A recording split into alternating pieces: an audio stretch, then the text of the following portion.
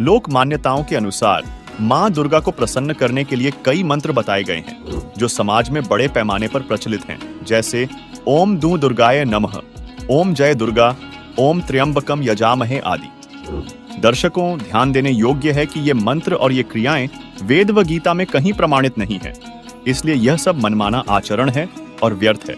वास्तव में दुर्गा जी समेत यहाँ की 5 प्रधान शक्तियों के मूल मंत्र कौन से हैं, देखिए। इन सभी शंकराचार्यों को तथा हिंदू धर्म के इन सभी कथावाचकों, धर्म गुरुओं और प्रचारकों को द्वादश अक्षर मंत्र की जानकारी नहीं है, जो इन्हीं 5 देवी देवताओं की साधना के यथार्थ मंत्र हैं। सभी शंकराचार्य तथा हिंदू धर्म के ये सभी कथावाचक, धर्म गुरु और प्रचारक इन देवी देवताओं का मूल मंत्र इस द्वादश अक्षर ओम नमो भगवते वासुदेवाय को माने बैठे हैं और इसी मंत्र का जाप करके मोक्ष की आस लगाए बैठे हैं। यदि सभी शंकराचार्यों तथा हिंदू धर्म के इन प्रचारकों की बात को सत्य माना जाए तो ये मंत्र 5 देवताओं की भक्ति अर्थात साधना का नहीं हो सकता, क्योंकि ये मंत्र तो केवल वासुदेव के लिए है, जिसे सभी शंकराचार्य जी श्री कृष्ण अर्थात विष्णु जी के तौर पर मानते हैं, जबकि शंकराचार्य जी खुद ये स्वीकार कर रहे हैं कि हिंदू धर्म में मुख्य 5 देवी देवता हैं जो काल ब्रह्म की सब व्यवस्थाओं को संभालते हैं और यही पंच देवता इस लोक में सर्व सुविधाएं प्राप्त करवाते हैं। दर्शकों, इन पंचदेव साधना के यथार्थ द्वादश अक्षर मंत्र आपके सामने उजागर करने जा रहे हैं, जिनको वर्तमान में केवल और केवल तत्वदर्शी संत रामपाल जी महाराज ने ही दुनिया के सामने उजागर किया है। तो आइए देखते हैं मनु और शतरूपा जी इन 5 देवी देवताओं के कौन से द्वादश अक्षर मंत्रों का जाप करते थे। दर्शकों, मनु और शतरूपा जी सतयुग के आदि में पंचदेव के यथार्थ मंत्रों का जाप करते थे, जिन मंत्रों को संत रामपाल जी महाराज भी प्रथम दीक्षा के समय में अपने शिष्यों को देते हैं। इन 5 देवों के मंत्रों के द्वादश अक्षर मंत्र इस प्रकार हैं, जिनका जाप मनु और शतरूपा जी करते थे। ओम किलिम हरिम श्रीम सोहम। दर्शकों, इस प्रकार इन अक्षरों को जोड़कर देखा जाए तो कुल 12 अक्षर बनते हैं। दर्शकों, ये 12 अक्षर का एक मंत्र कहलाता है और इस एक मंत्र को साधक को प्रतिदिन 108 बार करना होता है। यही वो 12 अक्षर मंत्र है। इनका जाप मनु और शतरूपा जी करते थे। ये आदि सनातनी पूजा के प्रथम चरण के मंत्र हैं।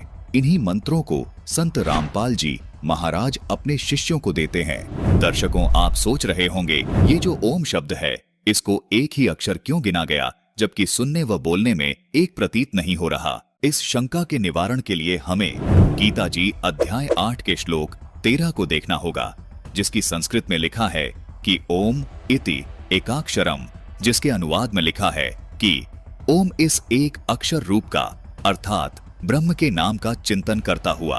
दर्शकों, गीता जी से ये स्पष्ट हो जाता है कि ओम को एक ही अक्षर गिना जाता है। इसी प्रकार यहाँ शिव पुराण में भी प्रमाण है कि वह प्रणव ओम नामक एक अक्षर हो गया। इसी प्रकार रामचरितमानस की इस चौपाई में भी अनुवादकर्ता ने ओम को एक अक्षर गिना है, तभी ये 12 अक्षर होते हैं।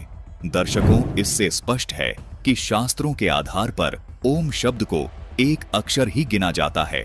दर्शकों, किसी भी श्रद्धालु को ये शंका नहीं रहनी चाहिए कि ये अक्षर सही हैं या ये वाले अक्षर सही हैं। जैसा कि आप इसी रामचरितमानस की इस चौपाई में देख रहे हैं कि यहाँ अक्षर शब्द लिखा है, यहाँ ये अक्षर शब्द संत भाषा में लिखा गया है, जबकि इस अक्षर शब्द को अगर हम शुद्ध करके लिखेंगे तो ऐसे लिखेंगे।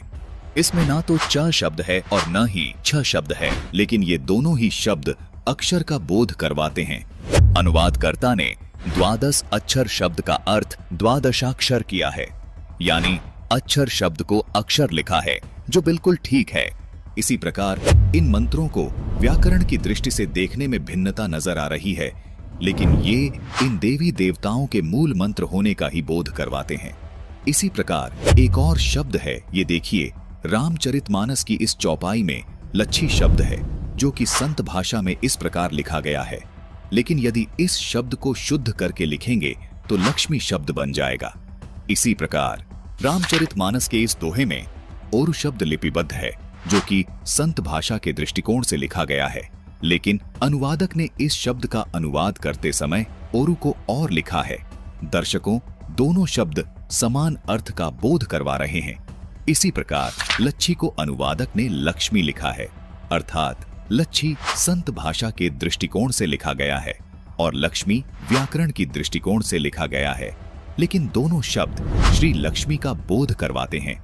ठीक इसी तरह जैसे यहाँ ये किलियम शब्द और ये किलिम शब्द दोनों ही श्री गणेश जी के मूल मंत्र का बोध करवा रहे हैं। इसलिए सभी श्रद्धालुओं से निवेदन है कि आप ये देखकर भ्रमित न हो कि एक ही मंत्र अलग अलग तरह से क्यों लिखा अथवा बोला गया है। दर्शकों, ये आदि सनातनी पूजा के प्रथम चरण के